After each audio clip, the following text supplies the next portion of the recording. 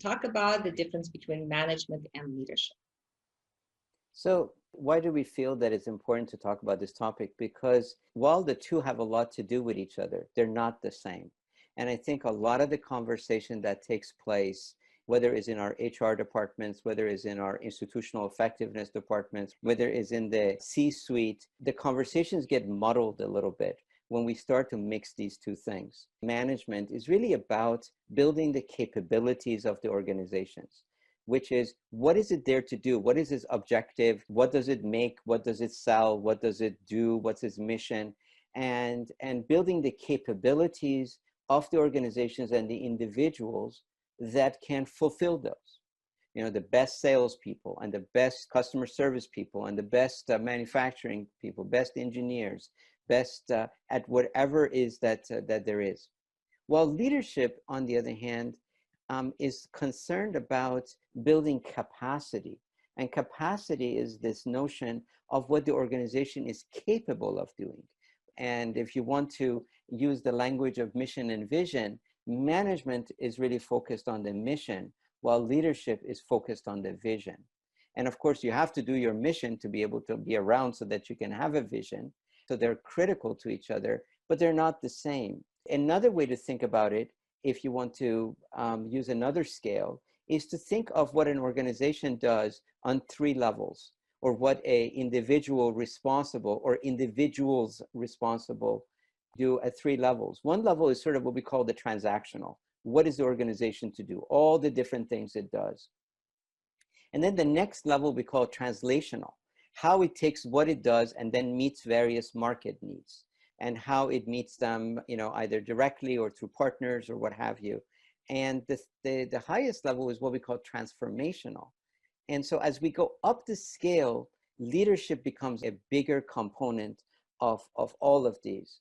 And then fundamentally, what we're talking about is the notion that leadership is about people's aspirations and about a state of being. And the component that both Lola and I want to get across in this webinar and a lot of the work that we do together and individually is that it's not the domain of one person or the people who are in the C-suite.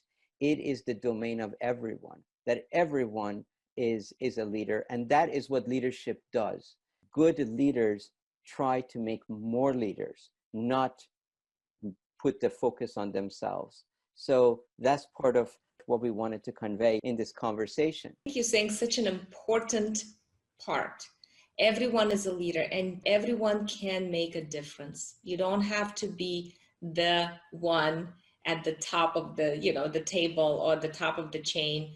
You can make a difference in terms of starting to change the dance, starting to change the interaction. And I also like what you said about the difference between vision and mission, right? That is correct. If you have a vision of yourself where you can see people working well together, where you can envision people collaborating and having each other's back, you can achieve that. It takes work. I mean, relationship is work, and creating a thriving culture is work. But when you have a map on how to get there, it is so much easier to know that you can achieve what you are envisioning. Courage, adaptive, creative, authentic, vulnerable. These are concepts that I encourage you to think through. These are not just things we can just talk about in 2 minutes in a webinar. Each of these have a significant component. And then there are others which we didn't put up here, but awareness, compassion, resilience, integrity, reliability, and thoughtfulness. These are other factors. But one of the interesting things that we think about with leadership is if we put all this stuff, plus all the ones I just mentioned, there isn't a human being that has all those things. And that's what good leaders realize, is that it's not about them having all of these. It's about creating communities that include all of the people, where each person brings their own special gift and their own special place, thus creating the what I call the true leadership, which is a community, and which is made up of individual leaders.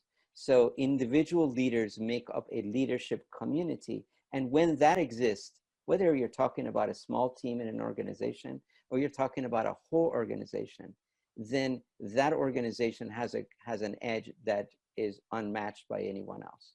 And that's ultimately what we're all looking for, is being able to thrive both individually and professionally and organizationally in whatever space your business is in. I mean, I also want to recognize, I love what you're saying in terms of we can think about those things and really apply it so more clearly. And I do want to recognize Soha. Thank you very much for your comment. She said, I agree fully. I have seen people at the lowest hierarchy and are better leaders than those at the top. Yes, it is. It is so nice to experience and see those moments and the people who can show these characteristics and qualities that we all aspire to. And it's interesting that we feel this naturally because we are bonding mammals. We are bonding human beings. We aspire to people that bring us closer together and can pull people together. So great, great comment, Soha. Thank you. I'm so happy you're here. I think that's a very important point. I think once we make the shift, and the whole conversation about management versus leadership is not to say one is better than the other. They're both necessary. But in order to be a better leader or create a better leadership environment or to encourage leadership, we do have to move away and shift from the management concepts and management thinking, which is about results, which is about control, and to one where it's not about control, but rather about relationships. It's just very simple. It's just relationships. And through strong relationships, everything else works.